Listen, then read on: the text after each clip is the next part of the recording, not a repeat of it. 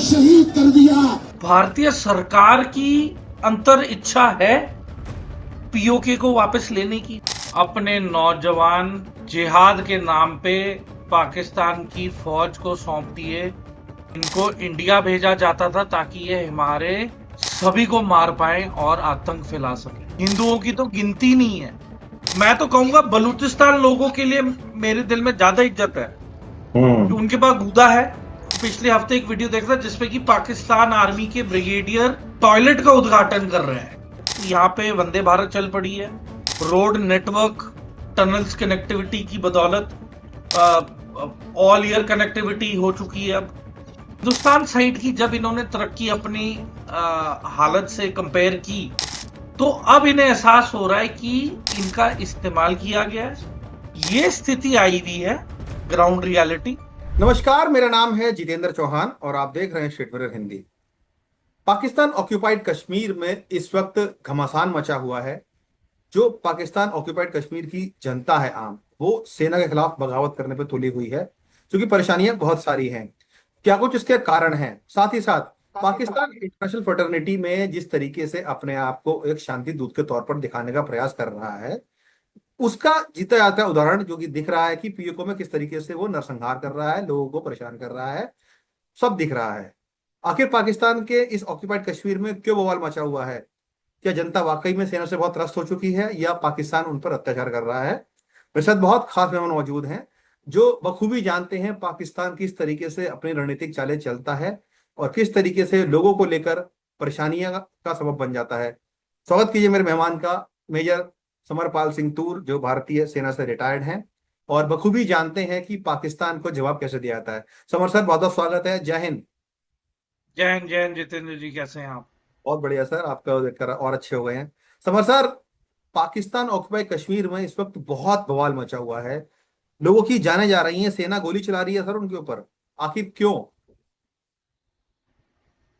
पहली चीज तो जितेंद्र, आपके प्लेटफॉर्म के जरिए मैं ये बताना चाहूंगा कि ये वही अवाम के लोग हैं जिन्होंने अपने नौजवान जिहाद के नाम पे पाकिस्तान की फौज को सौंप दिए और जिनको दौरा ए आम और दौरा ए खास की ट्रेनिंग्स देके फिदाइन बना के इनको इंडिया भेजा जाता था ताकि ये हमारे निहत्थे पब्लिक, जिसमें बूढ़े बच्चे जवान लोग, सारे वर्ग के लोग, हिंदू मुस्लिम सिख क्रिश्चियन, सभी को मार पाए और आतंक फैला सके। और हमें पता है आज की तारीख में कि कम से कम 30,000 सिख 1947 से लेकर अभी तक सिर्फ JNK में ही खत्म हो गए। जी। हिंदुओं की तो गिनती नहीं है, वो तो कई गुना ज्यादा लाखों की तादाद में गायब हो गए जो कश्मीरी पंडितों का एक्सोडस हुआ। तो अब हम, मतलब, मैं तो हैरान हूं कि अगर इनकी खुद की कोई इज्जत थी, सेल्फ रिस्पेक्ट थी, तो ये किस किस हक से मदद मांग रहे हैं। किस हक से मदद मांग रहे हैं, किस मुंह से मदद मांग रहे हैं। या तो ये एक चिट्ठी लिख दें जिसके अंदर मेंशन हो कि आजाद कश्मीर या गुलाम कश्मीर, जैसे कि मैं बताता हूं कि ये गुलाम कश्मीर 26 अक्टूबर 1947 की वापस स्थिति और मैप के मुताबिक ये मानते हैं कि ये हिंदुस्तान का हिस्सा है, तब तो हिंदुस्तान की सरकार कुछ कदम उठाएगी भी। लेकिन समर सर, अभी सवाल ये उठ रहा है कि आखिर उस ऑक्यूपाइड कश्मीर में, जिसको पाकिस्तान अपना हिस्सा मानता है, भारत हमेशा अपना हिस्सा बोलता रहा है, लेकिन उसको ऑक्यूपाई उन्होंने कर रखा है, वहां पर इतना जो इस वक्त घमासान मचा हुआ है, हम देख रहे हैं लोग सड़कों पर उतरे हुए हैं, सेना उन पर गोली चला रही है। वजह क्या है सर उनकी वहां पे। क्या उनके जो हकूक हैं उनको वो मारा जा रहा है वहां पर, या आवाम को परेशान किया जा रहा है, जो सहूलियतें उनको मिलनी चाहिए वो नहीं मिल पा रही हैं। आखिर इतना गुस्सा जनता के बीच में क्यों है, सेना को लेकर, सरकार को लेकर वहां पे। देखिए, इनकी इलेक्शंस होनी थी और सीटों का बंटवारे में कम से कम 12 सीटें उन्हें देनी थी जो मुजाहिर थे। जो हम्म। एज रेफ्यूजीज इंडिया से पाकिस्तान गए थे। जी। अब उन 12 सीटों पे सिर्फ पाकिस्तान सरकार का हक रहता है, और वो क्या करते हैं कि रिटायर्ड फौजी या उनके परिवारों को ये सीटें बांट देते हैं, ताकि इस्लामाबाद का दबदबा वहां बना रहे और इंटरफेरेंस जारी रहे। तो इससे क्या होता था कि इन इलाकों में जो प्रोग्रेस है हम्म। वो बिल्कुल नहीं हुआ। कोई इंडस्ट्री नहीं सेटअप है। जहां जहां पे हाइड्रो इलेक्ट्रिक पावर प्रोजेक्ट है, तो वो वहां पे जितनी भी इलेक्ट्रिसिटी है वो जारी है सीधा इस्लामाबाद। और यहाँ की अवाम को पावर शॉर्टेजेस बहुत है, उसकी हम्म। वजह से हॉस्पिटल नहीं चल पाते, और भी इनकी यूनिवर्सिटीज स्कूल्स कॉलेजेस नहीं चल पाते ठीक से, है ना। यहाँ पे जितना भी थोड़ा बहुत टूरिज्म है वो भी सफर करता है, क्योंकि इलेक्ट्रिसिटी नहीं है। और दूर दराज जो गांव है वहां पे रोड की कोई कनेक्टिविटी नहीं है आज भी, ना ही वहां पे बिजली है। और बल्कि हमने तो पिछले हफ्ते एक वीडियो देखा था जिसपे कि पाकिस्तान आर्मी के ब्रिगेडियर टॉयलेट का उद्घाटन कर रहे हैं। जी। तो ये स्थिति आई हुई है, ग्राउंड रियलिटी। और जहां तक हिंदुस्तान के कश्मीर की बात है, तो यहाँ पे वंदे भारत चल पड़ी है 24/7। रोड नेटवर्क, टनल्स कनेक्टिविटी की बदौलत ऑल ईयर कनेक्टिविटी हो चुकी है अब। ठीक है, जी बिल्कुल। एयरपोर्ट्स दो दो तीन तीन आ चुके हैं जम्मू कश्मीर में, जिसके अंदर लद्दाख के अंदर दो, लेह के अंदर एक, और श्रीनगर में एक, और जम्मू में एक हवाई पट्टी है, और उधमपुर में भी हवाई पट्टियां हैं। तो इतने मल्टीपल एयरपोर्ट्स और एयर स्ट्रिप्स और कनेक्टिविटी बढ़ चुकी है हमारी। ठीक है, डेवलपमेंट आईआईटीज इतने हैं, IIT Srinagar, IIT Jammu, medical colleges, AIIMS, PGI. ठीक है, तो इतनी तरक्कियां हो रही हैं। और हिंदुस्तान साइड की जब इन्होंने तरक्की अपनी हालत से कंपेयर की, तो अब इन्हें एहसास हो रहा है कि इनका इस्तेमाल किया गया है, इनको यूज किया गया है, इनके नौजवान बच्चों को हम्म। यूनिवर्सिटियों से उठा उठा के इस पार हिंदुस्तान भेजा गया मरने के लिए। और कुछ हासिल नहीं हुआ, पूरा प्रोपोगेंडा था। और ये प्रोपोगेंडा बेसिकली इंडिया में तो खासकर उमार अब्दुल्ला और मुफ्ती फैमिली की एक बिजनेस हो गई, क्योंकि इन्होंने टेररिज्म के नाम पे बिजनेस ही बना लिया था। हवाला के नाम पे पैसा बहुत आ रहा था, जा रहा था पाकिस्तान से। वो तो नोटबंदी हुई तो जाके चीजें बदली। और वरना बहुत ही देखिए, फाइनेंशियल फंडिंग एक मूवमेंट को चलाने के लिए बहुत जरूरी है। बिल्कुल बिल्कुल। वो यहाँ पे नोटबंदी के बाद इनका मनी प्रिंटिंग का जो काला कालो कारोबार था वो कोलैप्स कर गया। और मैं कुछ हद तक रिलेट करूंगा धुरंधर पिक्चर के साथ, जिसमें दिखाया, बिल्कुल। ठीक है, कि वो जो दुरानी ब्रदर्स जो थे, वो कैसे रातों रात कंगाल हो गए और गरीब हो गए, क्योंकि ये हरकत पाकिस्तान ने की थी, जी ये जाली नोटों की। बिल्कुल। तो देखें, अब मुझे नहीं लगता कि अ, एक और सवाल हमें अपने आप से पूछना है कि क्या भारतीय सरकार की अंतर इच्छा है पीओके को वापस लेने की? सबसे बड़ा ये सवाल। बड़ा सवाल है, बहुत बड़ा सवाल है। क्योंकि और मुझे ना नहीं करने का लगता कि सवाल कोई नहीं। पॉलिटिकल विल है, हम्म। ना अभी तक किसी ने जिक्र किया है, ना किसी ने इसके बारे में मेंशन किया है। तो we definitely lack political will. हालांकि होम मिनिस्टर ने बोला था कि क्या बात करते हैं, जान भी दे देंगे इसके खातिर, ये वो पॉलिटिकल माइलेज और वो एक वो रील के तौर पे अच्छा लगता है। प्रैक्टिकली अगर आप देखें मिलिट्री पॉइंट ऑफ व्यू से, अभी प्रैक्टिकल नहीं है, क्योंकि आज की तारीख में जो गुलाम कश्मीर है, जी। ये 26 अक्टूबर 1947 तक हमारा ही हिस्सा था। वो तो जिस दिन हरी सिंह ने ये लेटर ऑफ एनेक्सेशन इन्होंने साइन किया और इंडिया के साथ शामिल हुए, उसी दिन पाकिस्तान ने कबीले और ये इन लोगों को भेजा। और ये आजाद कश्मीर से ही थे सारे, जो डाकू डकैत आतंकवादी या ट्राइब्समैन, है ना, ट्राइबल्स, ये हम्म। सब इसी आज की पीओजेके के इलाके से आए थे।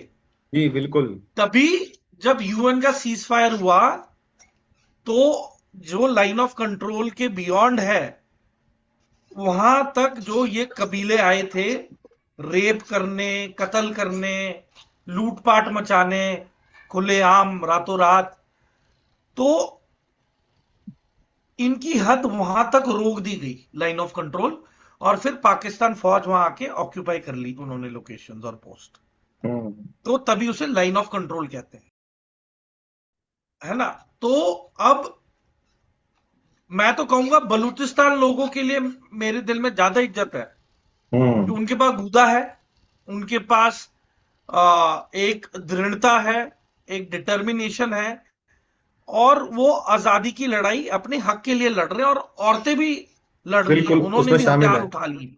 जी बिल्कुल। पर यहां पे ये अभी भी चाह रहे हैं कि सब कुछ सब्सिडी और फ्री में मिले, है ना, अच्छा एनवायरनमेंट बना रहे। और ऊपर से ऑफ सिंदूर में देखिए जिहाद की सारी फैक्ट्रीज बर्बाद हो गई, जी। इनके लॉन्च पैड बर्बाद हो गए, इनके स्टेजिंग हम्म। एरिया बर्बाद हो गए, है ना, इनका जो कम्युनिकेशन स्ट्रक्चर, नेटवर्क, टावर, सब बर्बाद कर दिए गए। अब ये पैसा मांग रहे हैं कि भाई पैसा तो दो, हम रिपेयर करें, दोबारा चालू करें। तो हम्म। वो पैसे हैं नहीं अब पाकिस्तान की फौज के बिल्कुल। पास। बल्कि उन्होंने तो एक हफ्ता डिले करा के अपना बजट भी बढ़वाया है कि पाकिस्तान मिलिट्री की तनख्वाह एक जवान से लेके फील्ड मार्शल तक 25% बढ़ा दी जाए यार, डियरनेस अलाउंस।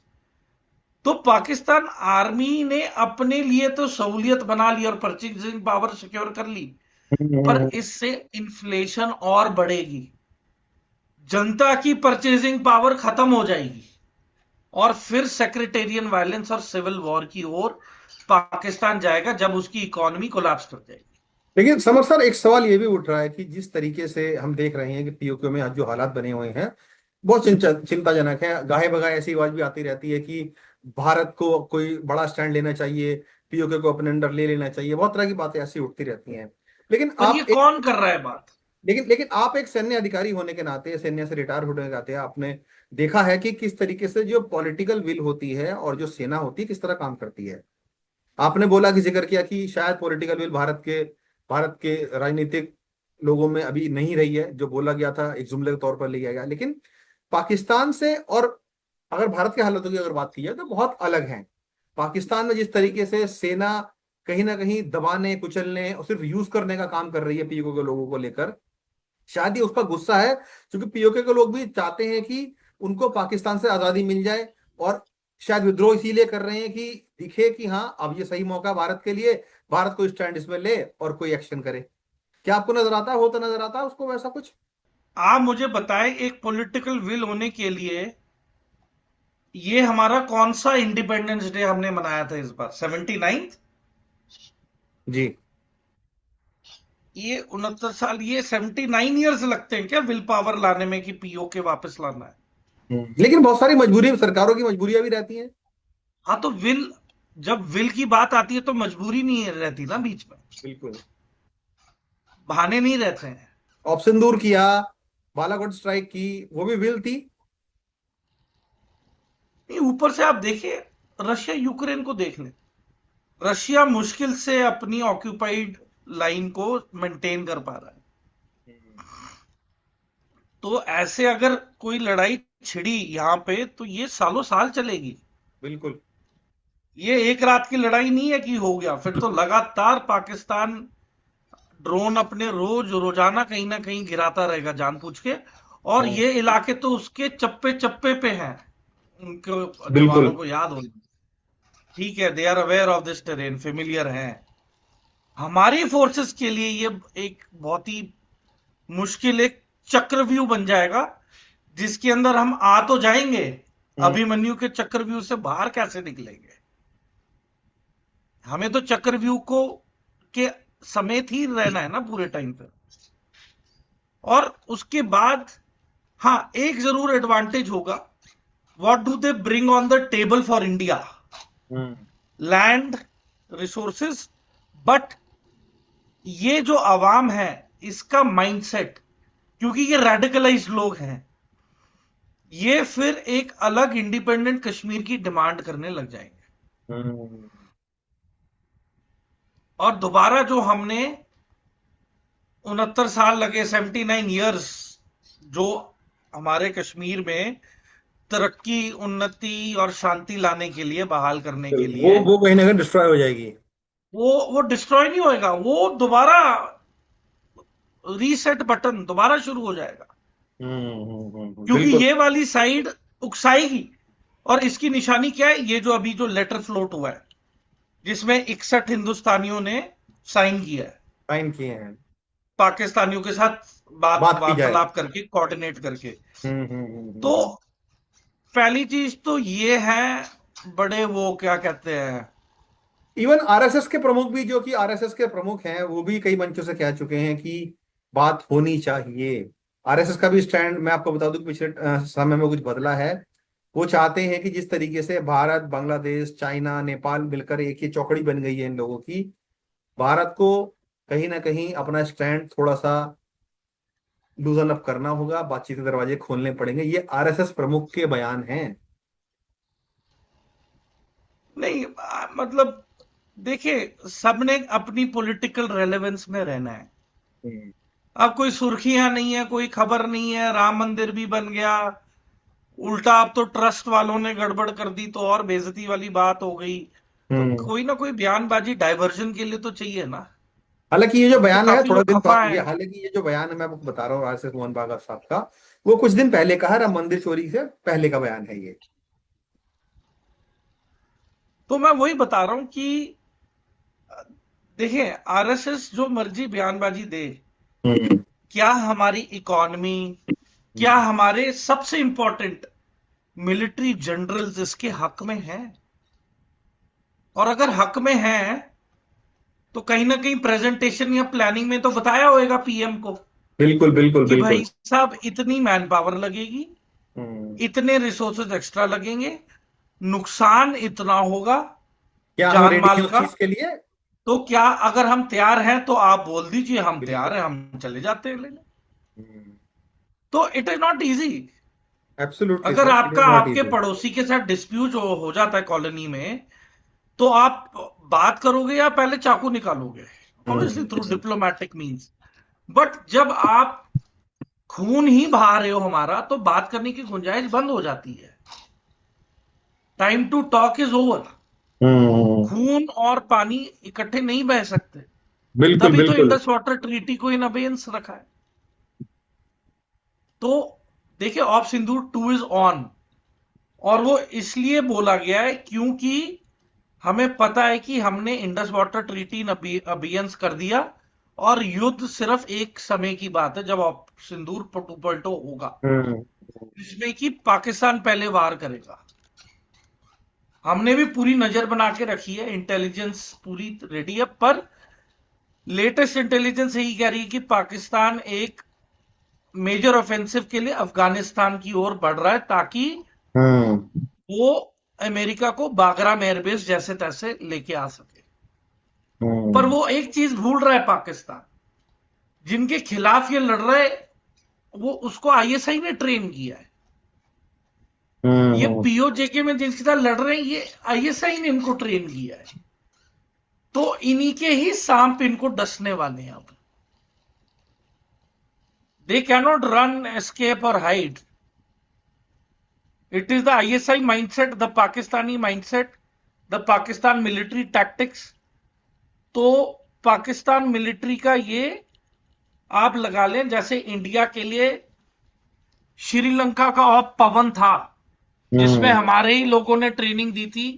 बिल्कुल पंमत। और हाँ, और फिर हम पे ये हावी हो गए, क्योंकि political decision was very erratic of Rajiv Gandhi. पहले क्या था, ट्रेनिंग दो, फिर क्या था, इन्हीं को मारो। इन्हीं को मारो। मतलब on your whims and fancies नहीं चलती है ना ऐसे पॉलिटिक्स। इट इज नॉट बिल्कुल। A personal affair. मतलब आप जो बात कह रहे हैं समर सर, कि पाकिस्तान भी कहीं ना कहीं अंदरूनी हालातों से जूझ ही रहा है, लेकिन वो प्लानिंग भी कर रहा है किस तरीके से अगर ऑपरेशन सिंदूर होता है। हालांकि आप ये कह रहे हैं कि पहला जो अटैक होगा वो पाकिस्तान की तरफ से ही होगा, और अगर वो जो जो प्लानिंग उनकी है भारत लेकिन पूरी तरीके से तैयार बैठा है। समर सर, एक चीज और मैं आपसे जानना चाहूंगा, क्योंकि आप जियो पॉलिटिक्स को भी बड़े अच्छे तरीके से समझते हैं और देखते रहते हैं।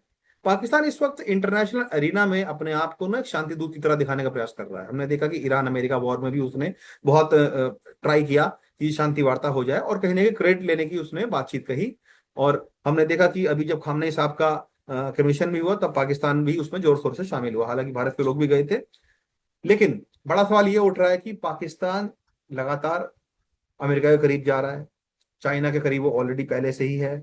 बांग्लादेश में जो कट्टरपंथी ताकतें थी, जमात इस्लामी, वो उनके करीब आ चुकी हैं। नेपाल में भी कहीं ना कहीं वो अपना एक नेटवर्क बना रहा है। भारत के लिए इंटरनेशनल एरिया पे अगर देखा जाए तो कितना बड़ा चैलेंज आप देख रहे हैं, क्योंकि अमेरिका लगातार सपोर्ट में उसके है। जो उनके आसिफ मुनीर साहब हैं, वो लगातार पाकिस्तान जाते हैं। शहबाज शरीफ उनसे लगातार बातचीत करते रहते हैं, अमेरिका के राष्ट्रपति से। क्या भारत इंटरनेशनल एरिया में पाकिस्तान को लेकर थोड़ा सा कमजोर पड़ गया है?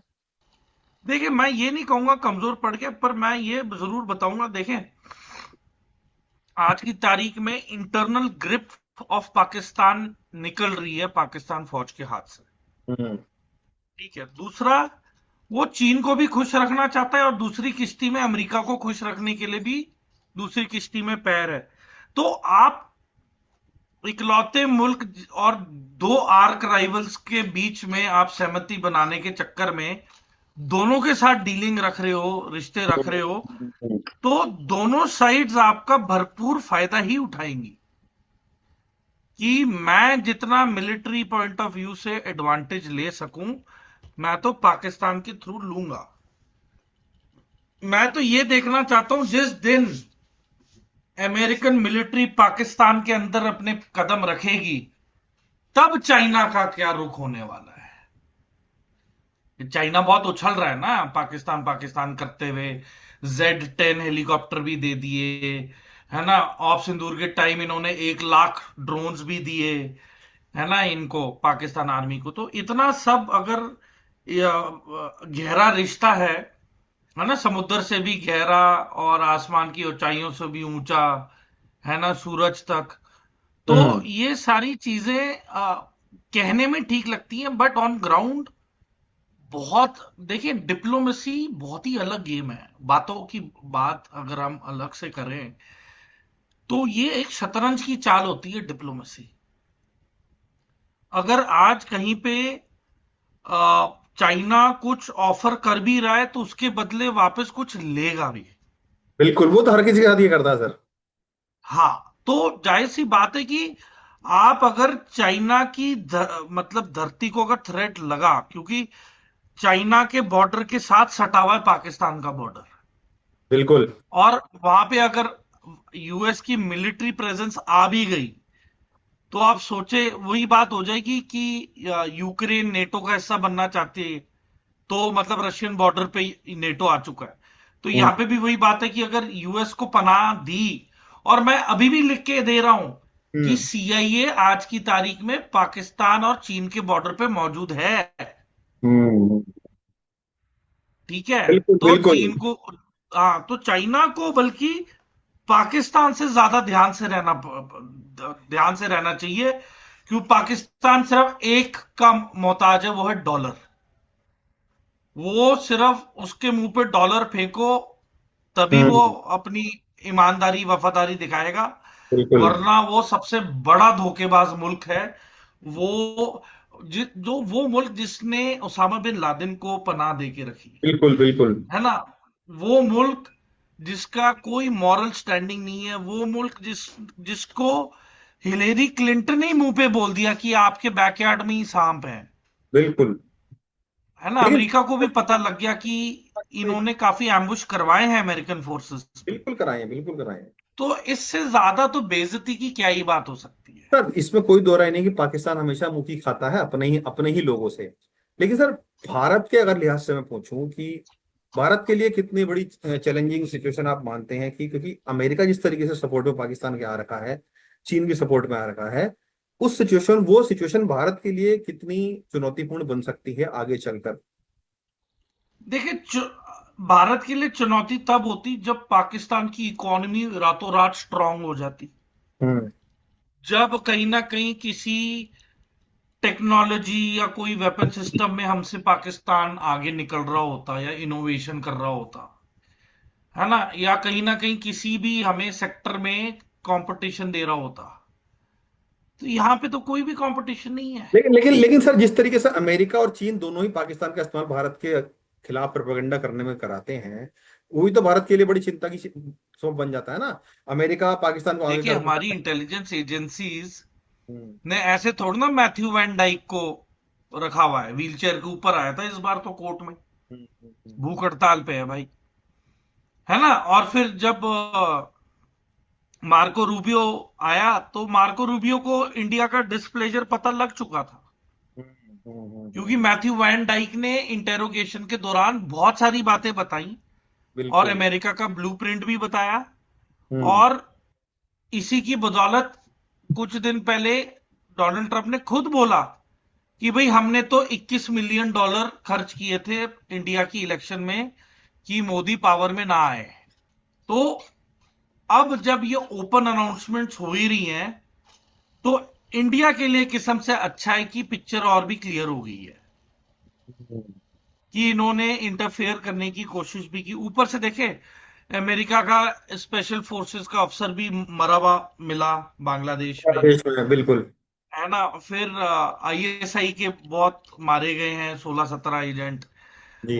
टर्की के अराउंड 20 या 22 एजेंट मारे गए हैं बांग्लादेश में। तो टर्की की भी काफी इन्वॉल्वमेंट थी इन चीजों हम्म, में, हम्म। और अभी भी बढ़ेगी, क्योंकि मतलब बांग्लादेश आप ने। जो बात कह रहे हैं समर सर, कि पाकिस्तान भले ही अमेरिका के करीब जा रहा हो, चीन के करीब जा रहा हो, या बांग्लादेश, बांग्लादेश के भी करीब जा रहा है वो।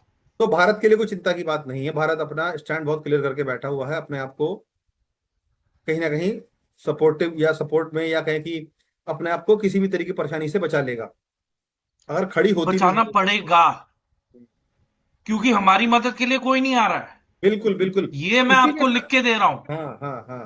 कि अगर युद्ध हुआ, बांग्लादेश से भी फ्रंट ओपन हो गया, पाकिस्तान की साइड से भी कुछ हरकत हो गई, है ना, चाइना की तरफ से भी कुछ।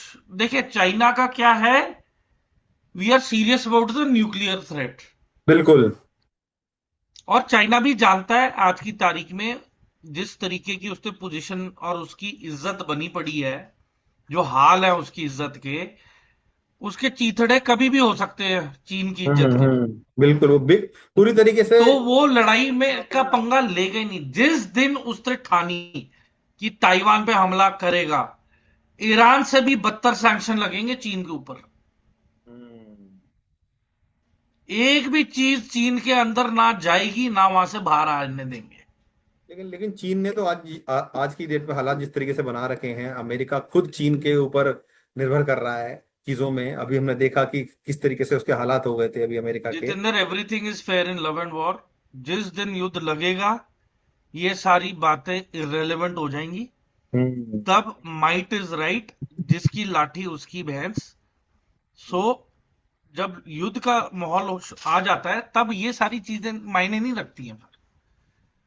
वो तो हमने रीजन को बैलेंस बनाने के लिए हमने अमेरिका को अभी अलाउ नहीं किया है जी। मिलिटरीली, क्योंकि अगर जिस दिन हमने ये कर दिया, तो राइट साइड से दक्षिण कोरिया और यूएस वहां पे है, फिर चीन की साइड पे भी। और मैं बता रहा हूं, मैं ब्लूप्रिंट बता रहा हूं यूएस का क्या होगा। अभी पाकिस्तान के साथ मिलके ये एंटर कर चुके हैं, ये लगभग काफी ठीक है। हम्म। धीरे धीरे इंडिया के साथ भी ये अग्रीमेंट करके इंडिया में भी आ जाएंगे, चीन के बॉर्डर के आसपास, जी। ठीक है। और दक्षिण कोरिया में तो वैसे ही घेर के रखा है। घेर के रखा है बिल्कुल। तो भारत के लिए एक महत्वपूर्ण चीज होगी और होनी चाहिए कि अमेरिका को मदद करे। उससे एक तीर से दो निशाने, चाइना भी चेक में रहेगा, हम्म।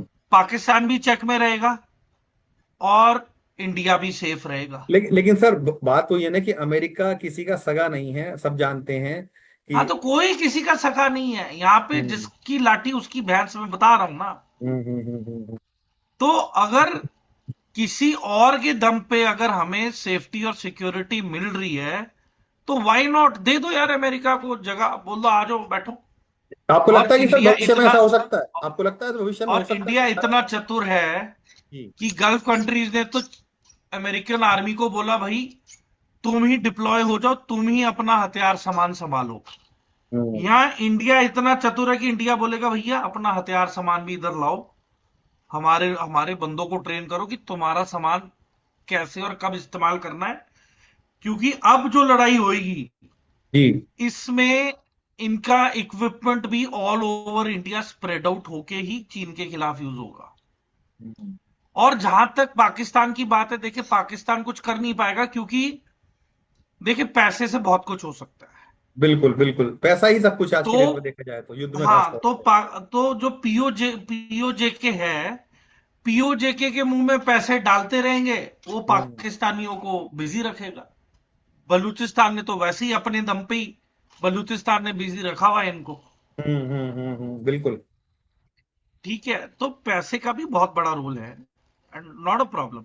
ज्यादा से ज्यादा पाकिस्तान बांग्लादेश के जरिए कोई हरकत करने की कोशिश करेगा। हम्म बट मुझे लगता है कि जो प्राइम मिनिस्टर रहमान है, हम्म। उन्हें रेपरकशंस पता है इंडिया के साथ अगर कुछ उठपटांग हरकत हुई तो इंडिया रातों रात खाना भी रोक देगा, ट्रेड भी रोक देगा, बिजली भी रोक देगा। फिर आप कहां कहां जाओगे और क्या कर लोगे। शुक्रिया समर सर पूरी जानकारी बताने के लिए, किस तरीके से जो पीओके में हालात बने हुए हैं, साथ ही साथ जिस तरीके से पाकिस्तान इंटरनेशनल एरिना में अपना आपको दिखाने का प्रयास कर रहा है, वो सिर्फ एक छलावा है। सब जानते हैं कि पैसे के लिए पाकिस्तान कुछ भी करेगा, चाहे जान भी देनी पड़ जाए वो भी दे देगा, लेकिन पैसा चाहिए होगा तो वो भी कर लेगा। चुनौती भारत के लिए पाकिस्तान कभी ना पहले था ना अभी है। हाँ, कुछ समस्या जरूर खड़ी कर सकता है, लेकिन भारत भी उससे कहीं ज्यादा तैयार है किसी भी समस्या का हल निकालने के लिए और करारा जवाब देने के लिए। समर सर बहुत बहुत शुक्रिया आपका जुड़ने के लिए, और उम्मीद करेंगे कि हम जल्दी दोबारा जुड़ेंगे और आपसे और जानकारी शेयर करेंगे। शुक्रिया आपका। जय हिंद सर। जय हिंद। जय हिंद।